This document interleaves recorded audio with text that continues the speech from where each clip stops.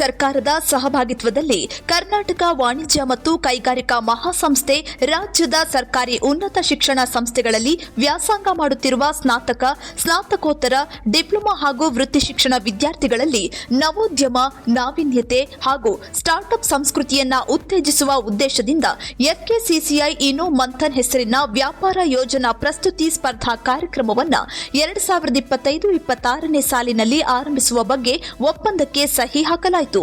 ಈ ಕಾರ್ಯಕ್ರಮದ ಪ್ರಮುಖ ಧ್ಯೇಯ ಸರ್ಕಾರಿ ಕಾಲೇಜುಗಳ ವಿದ್ಯಾರ್ಥಿಗಳು ಸ್ವಾವಲಂಬಿ ಜೀವನಕ್ಕಾಗಿ ನವೋದ್ಯಮದ ಪಥವನ್ನು ಅನುಸರಿಸುವಂತೆ ಸಬಲೀಕರಣಗೊಳಿಸುವುದಾಗಿದ್ದು, ಈ ಯೋಜನೆಯ ಅನುಷ್ಠಾನಕ್ಕಾಗಿ ಕರ್ನಾಟಕ ರಾಜ್ಯ ಸರ್ಕಾರವು 73.2 ಲಕ್ಷ ಅನುದಾನವನ್ನು ಒದಗಿಸುತ್ತಾ ಇದೆ.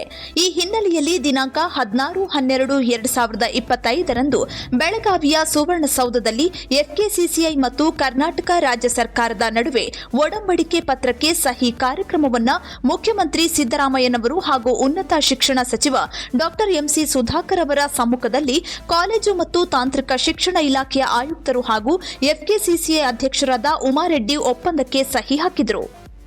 ಎಫ್ಕೆಸಿಸಿಐ ಸಂಸ್ಥೆಯು 2009ರಲ್ಲಿ ಪದವಿ, ಸ್ನಾತಕೋತ್ತರ, ಡಿಪ್ಲೊಮಾ ಹಾಗೂ ವೃತ್ತಿ ಶಿಕ್ಷಣದ ವಿದ್ಯಾರ್ಥಿಗಳಿಗಾಗಿ ಮಂಥನ್ ಕಾರ್ಯಕ್ರಮವನ್ನು ಪ್ರಾರಂಭಿಸಿದ್ದು, ವಿದ್ಯಾರ್ಥಿ ನವೋದ್ಯಮಿಗಳಿಗೆ ತಮ್ಮ ವ್ಯವಹಾರ ಕಲ್ಪನೆಗಳನ್ನು ಪ್ರಸ್ತುತಪಡಿಸಲು ಹಾಗೂ ಉದ್ಯಮ ಮುಖಂಡರು, ಹೂಡಿಕೆದಾರರು, ಶಿಕ್ಷಣ ತಜ್ಞರು ಮತ್ತು ಮಾರ್ಗದರ್ಶಕರೊಂದಿಗೆ ಸಂಪರ್ಕ ಸಾಧಿಸಲು ಉತ್ತಮ ವೇದಿಕೆಯನ್ನು ಒದಗಿಸಿರುವುದಾಗಿ ತಿಳಿಸಲಾಯಿತು.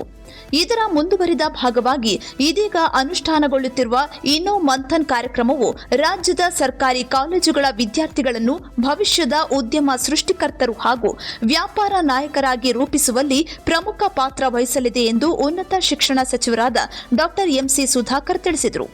ಈ ಕಾರ್ಯಕ್ರಮದಡಿ ರಾಜ್ಯದ ಎಲ್ಲ ಸರ್ಕಾರಿ ಪ್ರಥಮ ದರ್ಜೆ ಕಾಲೇಜುಗಳಲ್ಲಿ ಜಾಗೃತಿ ಕಾರ್ಯಕ್ರಮಗಳನ್ನು ಹಮ್ಮಿಕೊಳ್ಳಲಾಗುತ್ತಿದ್ದು, ತಲಾ ಒಂದು ದಿನದಂತೆ 3 ಜ್ಞಾನ ಕಾರ್ಯಾಗಾರಗಳನ್ನು ನಡೆಸಲು ನಿರ್ಧರಿಸಲಾಗಿದೆ. ಈ ಕಾರ್ಯಾಗಾರಗಳಲ್ಲಿ ವ್ಯಾಪಾರ ಯೋಜನೆಗಳ ಅಭಿವೃದ್ಧಿ ಹಾಗೂ ಪ್ರಸ್ತುತೀಕರಣ ಕುರಿತಂತೆ ಕೈಗಾರಿಕಾ ಮುಖಂಡರಿಂದ ವಿದ್ಯಾರ್ಥಿಗಳಿಗೆ ಮಾರ್ಗದರ್ಶನ ನೀಡಲಾಗುವುದು.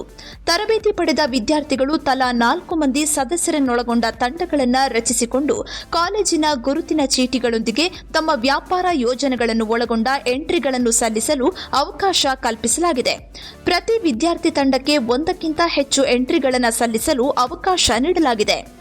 ಸ್ವೀಕೃತವಾದ ವ್ಯಾಪಾರ ಯೋಜನೆಗಳ ಪೈಕಿ ಅಂತಿಮವಾಗಿ ಆಯ್ಕೆಯಾಗುವ ಯೋಜನೆಗಳನ್ನು ಸಲ್ಲಿಸಿದ ವಿದ್ಯಾರ್ಥಿ ತಂಡಗಳ ಪಟ್ಟಿಯನ್ನು ಜುಲೈ 2026ರಲ್ಲಿ ಪ್ರಕಟಿಸಲಾಗುವುದು.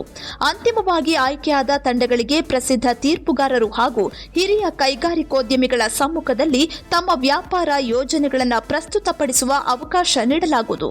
ಪ್ರಶಸ್ತಿ ವಿಜೇತ ತಂಡಗಳಿಗೆ ನಗದು ಬಹುಮಾನ ಹಾಗೂ ಪ್ರಮಾಣ ಪತ್ರಗಳನ್ನು ವಿತರಿಸಲಾಗುವುದೆಂದು ಸಚಿವರು ತಿಳಿಸಿದರು. ಕಾರ್ಯಕ್ರಮದಲ್ಲಿ ಉನ್ನತ ಶಿಕ್ಷಣ ಇಲಾಖೆ ಕಾರ್ಯದರ್ಶಿ ಖುಷ್ಬು ಗೋಯಲ್ ಚೌಧರಿ, ಆಯುಕ್ತರಾದ ಮಂಜುಶ್ರೀ ಮತ್ತು ಎಫ್ಕೆಸಿಸಿಐ ಪದಾಧಿಕಾರಿಗಳು ಹಾಗೂ ಶಿಕ್ಷಣ ಇಲಾಖೆ ಅಧಿಕಾರಿಗಳು ಪಾಲ್ಗೊಂಡಿದ್ದರು.